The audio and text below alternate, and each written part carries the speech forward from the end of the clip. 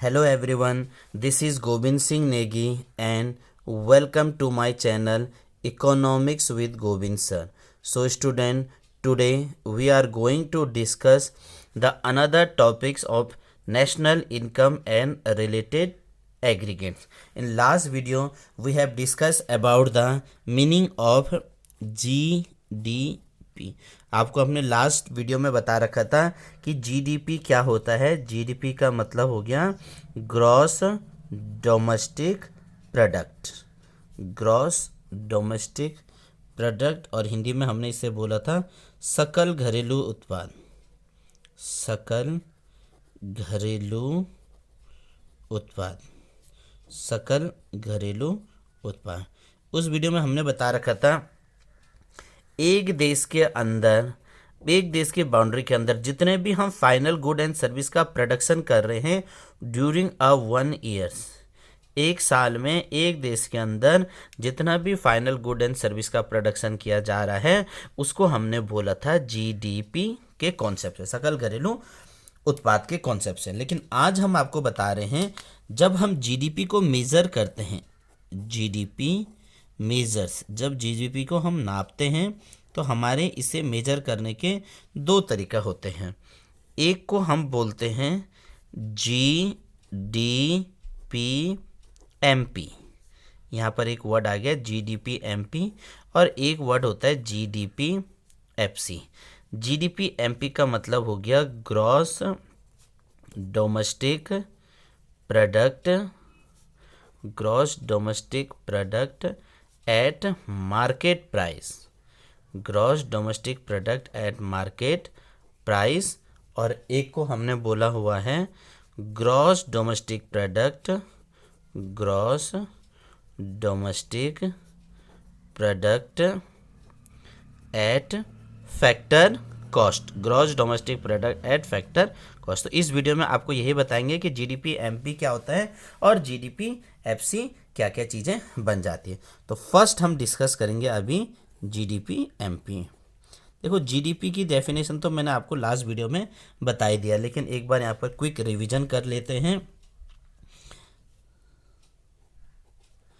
It is the monetary, मतलब यहाँ पर पैसों के बारे में बोला जाएगा। It is the monetary value of all goods and services, goods and services produced within a country. Within a country का मतलब हो गया देश के बाउंड्री के अंदर। Within a country geographical borders, वही वर्ड आपको बता रहे हैं, जोग्राफिकल बाउंड्रीज, चाहे उसके एयर के हो, चाहे वाटर के हो, चाहे लैंड के हो। Within a country geographical boundaries consider, ये चीज़ यहाँ पर आपको याद रखना है, कंसीडरिंग दियर मार्केट प्राइस, कंसीडरिंग दियर मार्केट प्राइस। अब यहाँ पर वर्ड आ रहा है ये मार्केट प्राइस का मतलब क्या होता है? बाजार मूल्य। मार्केट प्राइस का मतलब हो गया बाजार मूल्य। वे बाजार मूल्य का मतलब जिस दाम पर हम चीज़ें खरीदते हैं, क्योंकि हम जो चीज़ें खरीद रहे हैं वो चीज़ें तो बाजार के वैल्यू के हिसाब से हैं, उस पर चीज़ें टैक्स के हिसाब से भी लगा हुआ है। तो यहाँ पर जीडीपी में वो चीज़ आएंगे जो हमें क्या मिल रहा है, मार्केट वैल्यू के अंदर मिल रहा है। अब मार्केट वैल्यू के अंदर क्या आ जाएगा, इसके अंदर आ जाएगा इट इंक्लूड्स, इसके अंदर वो सब चीज़ें आएंगे, it include the value of both. कौन कौन सा चीज़ें आएंगे इसके अंदर? टेंजेबल, टेंजेबल या जिसको हम बोला विजिबल गुड्स, या बोलेंगे जिसे विजिबल गुड्स। और क्या क्या चीज़ें आएंगे? इनटेंजेबल, इनटेंजेबल, या हम इसे दूसरे भाषा में बोलें इनविजिबल गुड्स, इनविजिबल गुड्स। ये चीज़ें इसमें इंक्लूड किया जाएगा।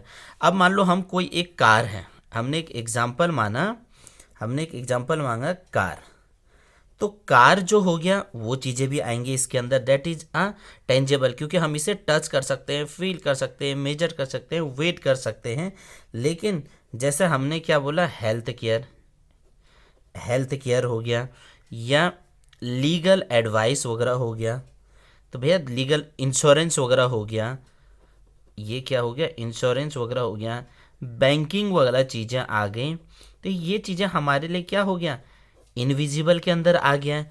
तो देखो जो चीज़ें छू सकते हैं, विजिबल चीज़ें भी आ रखे हैं, बाजार में जो चीज़ें आ रखी है उनको भी आएंगे, जो इंश्योरेंस वगैरह ले रहे हैं भैया वो चीज़ें भी है, जो बैंकिंग वाला चीज़ें हैं ये सब चीज़ें भी इसके अंदर इंक्लूड वगैरह हो जाएंगे। किसके अंदर हमने बात किया, जीडीपी एमपी की।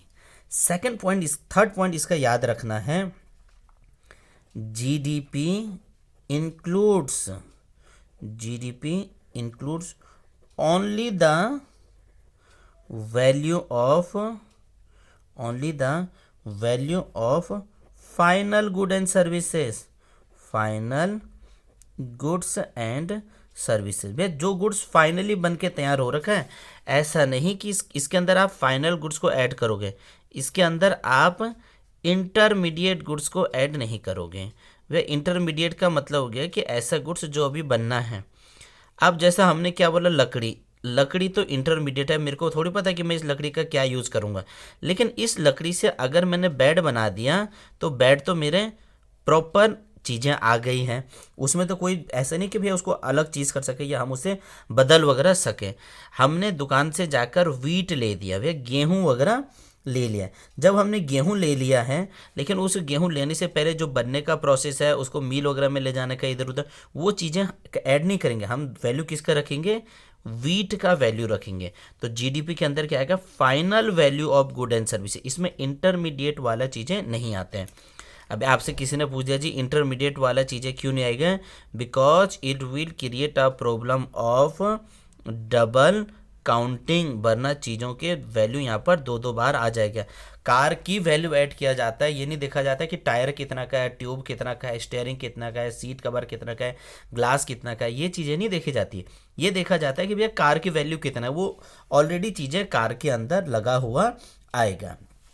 थर्ड पॉइंट आपको याद रखना है कि जीडीपी के अंदर हमने क्या रखा हुआ है, मार्केट प्राइस। जीडीपी के अंदर क्या आया है, market price are added. Market price का मतलब देखो, एक होता है कि जो भी उसकी कॉस्ट है, कंपनी में जितना का चीज़ें बना हुआ है, उस पर अगर टैक्स जुड़ गया है तो उससे हमने क्या बोला हुआ है, मार्केट प्राइस। तो जो भी चीज़ें हम कंज्यूम करते हैं उस पर टैक्स लगा हुआ रहता है, यानी बाजार के अंदर जितने भी चीज़ें आ रखी है सब पर टैक्स लगा हुआ है। तो it will show a actual monetary, इस चीज़ का आपको याद रखना है, it will show a actual monetary value. Actual monetary value, हम ये थोड़ी बोलेंगे कि भाई इसका टैक्स हटा के हमें दे दो, हमें चीज़ों पर टैक्स लगा हुआ आता है। तो कभी कोई पूछेगा जीडीपी एमपी रियल पिक्चर बताता है कि जीडीपी एफसीपी रियल पिक्चर बताता है, तो आप उसे बोलोगे जी GDP MP show a real picture of an economy. वो जीडीपी क्या करता है, इकोनॉमी की रियल पिक्चर को बता देता है कि किस किस हिसाब से क्या क्या चीज़ें यहाँ पर ऐड वगैरह हो जाएगा। ये तो हमने बता दिया उसके मार्केट प्राइस के बारे में, लेकिन अब हम बात कर रहे हैं जब इसकी कैलकुलेशन आएगा, जब हम कैलकुलेशन कैसे करेंगे जीडीपी एमपी का। और जीडीपी एमपी का आपको ध्यान रखना है, तो GDP equal to P for price, Q for quantity, plus P for price, S for services. तो आप क्या बोलोगे इससे, आप बोलोगे P का मतलब हो गया मार्केट प्राइस, P का मतलब हो गया मार्केट प्राइस हो गया, और Q का मतलब हो गया quantity, quantity of goods, quantity of goods during the year. यहाँ पर जो भी नेशनल इनकम में जो भी चीज़ें ऐड किया जा रहा है एक साल के बारे में बात करें। और S is indicated for services, जो भी गुड्स एंड सर्विसेज आएगा। तो आपको जब फॉर्मूला की बात होगी तो आप GDP MP equal to P bracket में Q प्लस P ब्रैकेट में S, इसको आप ऐड कर दोगे। अब यहाँ पर अगला इम्पोर्टेंट दिक्कत यह आएगा कि ये जो जीडीपी एमपी होता है, इसको हम दो हिसाब से या दो पार्ट्स में डिवाइड करते हैं जीडीपी एमपी को।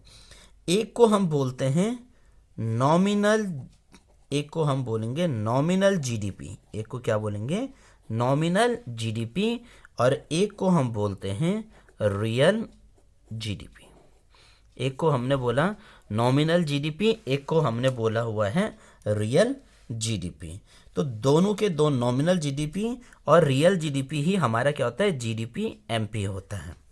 अब इसमें हम बात करते हैं नॉमिनल जीडीपी। तो nominal GDP it represent the value of goods and services at current market price. वे जो बाजार में जो दाम चल रहा है, जो गुड्स एंड सर्विसेज की क्या हुआ करंट मार्केट प्राइस, जो अभी दाम चल रहा है। आज मैं बाजार में जाता हूँ तो टमाटर जो खरीदता हूँ, टमाटर कुछ इतना रुपया के हिसाब से है, तो इसे हम बोलते हैं नॉमिनल जीडीपी। इसे क्या बोला हमने नॉमिनल जीडीपी। इसके आगे मैं लिख भी देता हूँ, बार बार नहीं लिखते, तो हम इसे एनजीडीपी के नाम से बोलते हैं। एनजीडीपी क्या बोलेंगे, it show the price of the current market price. और दूसरा हम बात कर रहे हैं आरजीडीपी की, रियल जीडीपी। रियल जीडीपी क्या होगा, it represent the value of goods and services eight base year.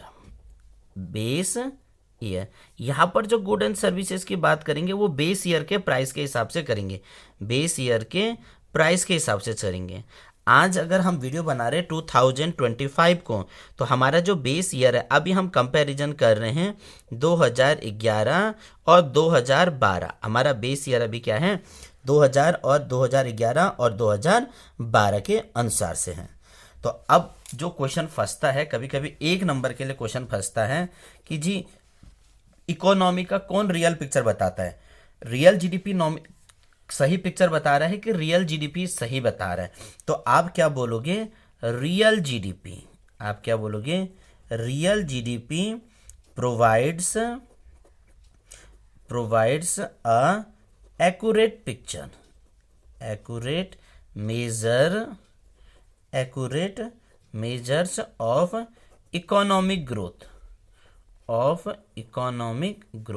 Way economy के बारे में तो कैसे पता चलेगा रियल जीडीपी। अब रियल जीडीपी के बारे में हम कैसे बोल सकते हैं कि इससे पता चलेगा कि देखो हम अभी जो चल रहे हैं वो 2024 और 2025, तो हम कंपैरिजन कर रहे हैं 2011-12 के हिसाब से। अगर हम अभी होंगे 2021-22 में, तो उसका भी कंपैरिजन होगा इसके हिसाब से। अगर हम होते 2015-16 में, तो उसका भी कंपैरिजन चल रहा होता है किसके साथ 2011-12 के हिसाब से। तो हमारे पास कम से कम एक कंपैरिजन करने का तरीका तो है। क्या पता इस साल प्रोडक्शन अच्छा हो रहा होगा, इकोनॉमी में ग्रोथ ज़्यादा होगी, इंफ्रास्ट्रक्चर का अच्छा डेवलपमेंट होगा, तो इकोनॉमी में आपको ज़्यादा आउटपुट दे दिया, तो ज़्यादा आउटपुट दे दिया, ये थोड़ी बोलेंगे कि हमें एकदम ये सही चीज़ पता चला। नहीं, जितना 2011-12 में हो रखा होगा उसके हिसाब से हमारा कंपैरिजन चलेगा जीडीपी एमपी के अंदर, नॉमिनल जीडीपी और रियल जीडीपी और नॉमिनल जीडीपी से एक क्वेश्चन पूछते हैं। मैं फॉर्मूला लिख देता हूं, नेक्स्ट वीडियो में उसको कवर करने की कोशिश करेंगे। तो क्या बोलेंगे, real GDP equal to nominal GDP upon price index into 100। Formula क्या बनेगा, real GDP equal to nominal GDP upon price index. यहाँ पर PI is indicate for price index, यहाँ पर प्राइस इंडेक्स है, ये हमारा इंपॉर्टेंट फॉर्मूला है। तो मैंने पूरी कोशिश कर रखी है कि आपको जीडीपी एमपी के बारे में बताया जाए, बेसिक से बेसिक कॉन्सेप्ट को क्लियर कर रखा है। अब हम अपने नेक्स्ट वीडियो में आपको जीडीपी एफसी के बारे में बताएंगे कि चीज़ें कैसे करके फैक्टर कॉस्ट में ऐड करते हैं। इसमें तो भैया जो चीज़ें हम खरीदते हैं, जो हमारी मार्केट वैल्यू है, उसका ऐड किया जाता है, उसमें जो प्रोडक्शन होगा उसकी वैल्यू को ऐड किया जाएगा। तब तक के लिए इतना ही। नेक्स्ट वीडियो जरूर देखिएगा जिसको हमने पार्ट 9 के उसमें बनाएंगे। ये आपके लिए बेनिफिट्स है कंपटीशन एग्जाम के लिए भी और भी बहुत सारे एग्जाम के लिए। ठीक है, थैंक यू।